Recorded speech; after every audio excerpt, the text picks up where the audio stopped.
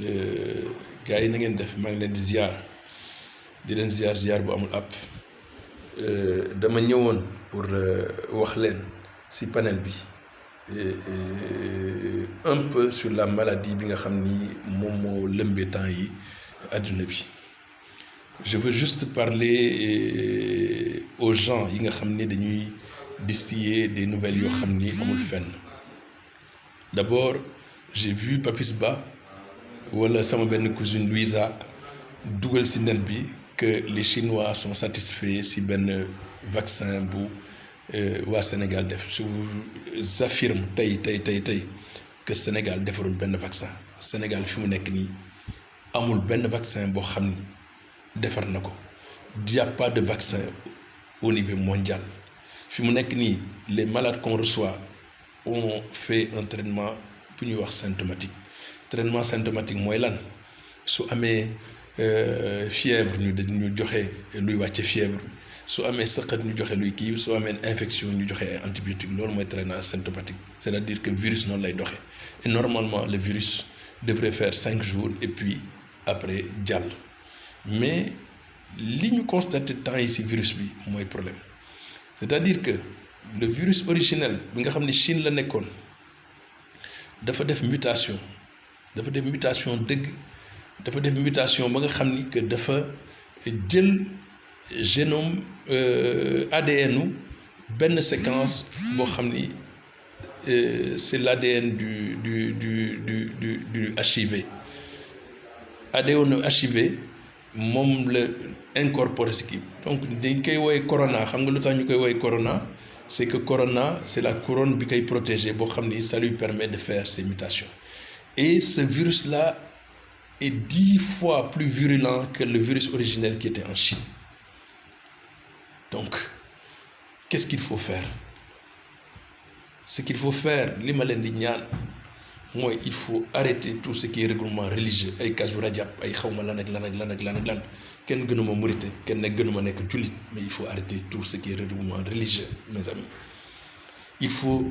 arrêter tout ce qui est contact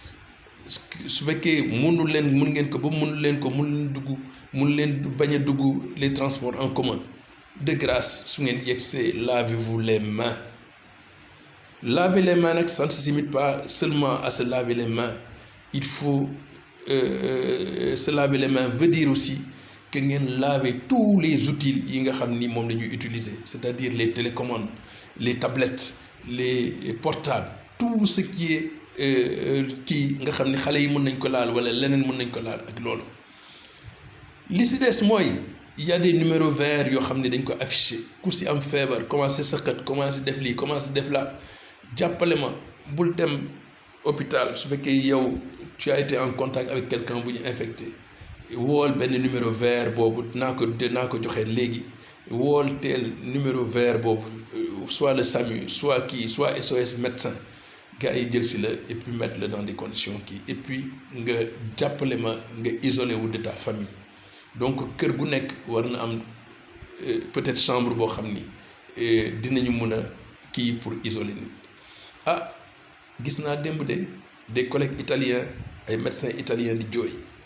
ils ne parviennent plus à traiter le truc là et c'est un pays développé. J'ai vu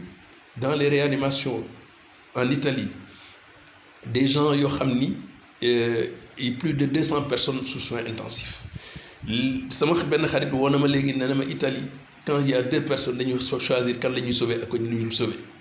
Donc pour que loolu nag bañ a yegg si fii il faut que yéen tamit ngeen xam ni que lii du fo. N'écoutez pas certains gens qui vous disent que ni lii ay fo la lii ay xaw la on fait trop de tintamarre ak yooyu. Mieux vaut faire trop de tintamarre que de faire que man benn jour nit dafa mel ni woon su nit di fo di wax damay lab nga dem sauver ko moo gën au lieu de passer toute ta vie à le regretter. Ñun nag wax la ñu mun donc ñoo ngi wax ak yéen il faut aussi que ngeen jàppale ñu lii ñuy wax as tuuti que ngeen jàppale ñu ngeen commencé ko def. Donc fii laa yem ak yéen pour le moment dinaa indi yeneen information mais s'il vous plaît arrêtez yëfu dof yi ñuy kii di wax ay soo defee saabu sa bopp ay soo naanee laaj ay soo naa ne lii ay soo naa ne lii c'est pas vrai jàppale leen ma s'il vous plaît ah je suis médecin je suis assermenté j'ai des informations peut-être que kenn amul ak ñeneen ñi amul donc s'il vous plaît jàppale leen ñu jàppale leen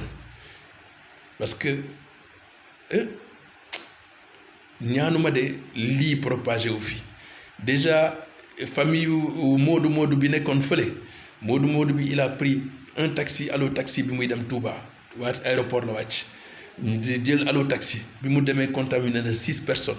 les autres personnes yi nekkoon en contact moom ñu ngi leen def quarantaine ñu ni ñoom amuñu dara amuñu pour mettre leen quarantaine alors que fi mu nekk nii ils sont potentiellement transmissibles ils peuvent transmettre le virus s'il vous plaît man maa leen ñaan et franchement je prends mon visage le plus ferme pour vous dire que ce truc-là est grave il faut ñu moytu moi j'ai peur pour nous j'ai peur pour nos enfants maa ngi sant nag Vla c'est lui qui m'a donné cette idée en me disant de parler et franchement j'ai parlé merci beaucoup à bientôt je ferai encore beneen communiqué merci